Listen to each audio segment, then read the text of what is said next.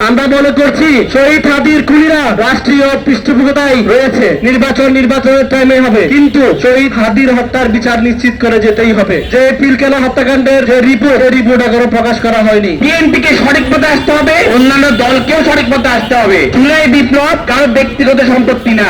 ইতিহাসে দেখেছি, আপনারা মনে করছেন শহীদ ওসমান হাদি কেউ না ইনকিলাব মঞ্চের মাত্র মুখপাত্র, তার কোনো ব্যাকআপ নেই। আপনারা এটা ভুল ভাবছেন। সেটার প্রমাণ আমরা শহীদ হাদির জানাজায় দেখেছি। পুরো বাংলাদেশের মানুষ বাংলাদেশের প্রত্যন্ত অঞ্চল থেকে জানাজায় শরীক হতে এসেছিল। তারা নিজের খরচেই শহীদ ওসমান হাদির জন্য, দেশের জন্য, বিপ্লবীর জন্য তারা পার্টিসিপেশন করেছিলেন। এরপরও আমরা শহীদ হাদির হত্যার এখনো কোনো সুষ্ঠু তদন্ত পাওয়া যায়নি। স্বরাষ্ট্র উপদেষ্টা বলছেন আমরা আসামিকে স্তর শনাক্ত করেছি, কিন্তু আসামিকে এখনো গ্রেপ্তার করতে পারছি না। আমরা মনে করছি শহীদ হাদির খুনিরা রাষ্ট্রীয় পৃষ্ঠপোষকতায় রয়েছে। তারা হয়তো কোন আইন শৃঙ্খলা বাহিনীর হাতেই বন্দী, তাদেরকে গ্রেপ্তার দেখানো হচ্ছে না। এই যদি তাদেরকে গ্রেপ্তার দেখানো হলে তাদের যেই আসল খুনির মদতদাতা সেখানে যে রাষ্ট্রীয় পৃষ্ঠপোষকতা রয়েছে, সেখানে উপদেষ্টা পরিষদ থেকেও জড়িত রয়েছে, সেটা যদি বাংলাদেশে প্রকাশ পায় তাহলে তাদের আস্থা থাকবে না। এই ভয়ে তাদেরকে হয়তো গ্রেপ্তার এখনো দেখাচ্ছে না। আমরা মনে করছি তারা বাংলাদেশে রয়েছে, তাদেরকে অতি শীঘ্রই গ্রেপ্তার দেখাতেই হবে। না হলে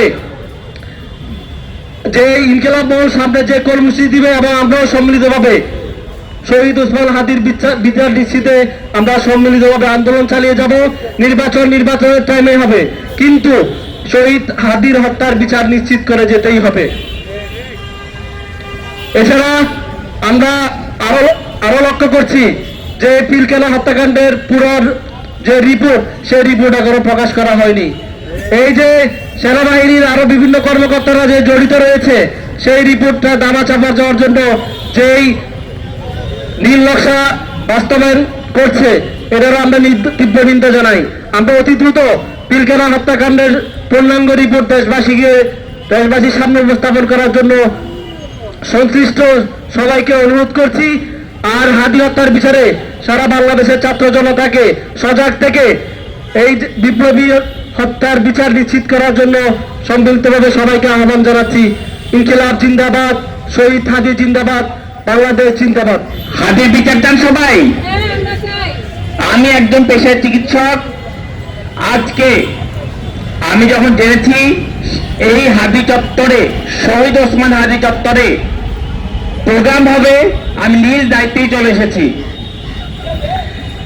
এখানে প্লে কার্ডে আপনারা দেখতে পাচ্ছেন বিএনপি নেত্রীর একটি উক্তিকে আমরা তুলে ধরেছি। এখানে যদি গিনিপিগ বলা হয়, আমরা সবাই গিনিপিগ। আমাদের অবস্থান কিন্তু বিএনপির বিরুদ্ধে না।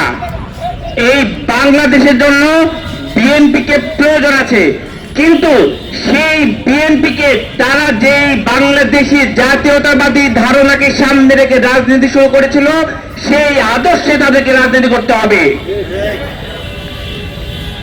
জামাত ইসলামী তো 3 তারিখে মহাসমাবেশ ডেকেছে হাদি হত্যার বিচারের জন্য। বিএনপি কি করেছে? আমরা সাধারণ মানুষ কিছু বললেই বিএনপির নেতারা ভাবে আমরা বিএনপি বিরোধী।